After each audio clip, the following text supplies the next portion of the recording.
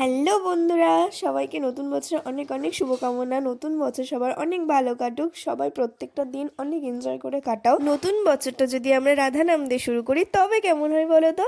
দিনটি পড়েছে বৃহস্পতিবার, একেই তো বৃহস্পতিবার লক্ষ্মীবার। আমার ভীষণ ভালো লেগেছে যে এইবার বৃহস্পতিবার দিনটি পড়েছে। 25শে ডিসেম্বরেও ছিল বৃহস্পতিবার, 1 জানুয়ারিও পড়েছে বৃহস্পতিবার। তো আজকের দিনে ভগবানের কাছে এসে আমি আগে নিজের মনের কথা সমস্ত কিছু আগে ভগবানকে শেয়ার করলাম, তারপর পুজো করেছি।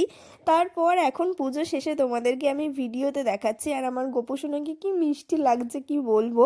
তো ভগবানকে তো সবার আগে আমি জানিয়েছি হ্যাপি নিউ ইয়ারের শুভেচ্ছা, তারপর তোমাদের সঙ্গে ভিডিও করে সেগুলো আমি শেয়ার করছি। আর এখানে আমি গোপুসোনাকে নিয়ে একটু রাধা নাম জপ করছিলাম।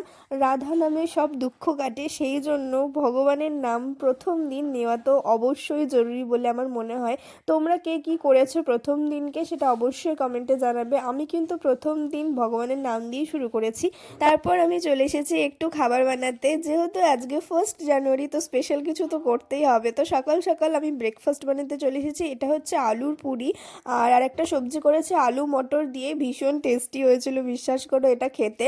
আমাদের বাড়ির সবাইকে দিয়েছি, যখন সবাই বলছে ভীষণ ভালো লেগেছে সবার। দেন বিকেলবেলায় আমি একটু ফেস প্যাক মেখে নিয়েছিলাম। সন্ধ্যেবেলায় ঠাম্মা এখানে করছে শ্রীমদ্ ভাগবত গীতা পাঠ, তারপর এখানে ভোগ লাগিয়েও দিয়েছে গোপুসোনাকে।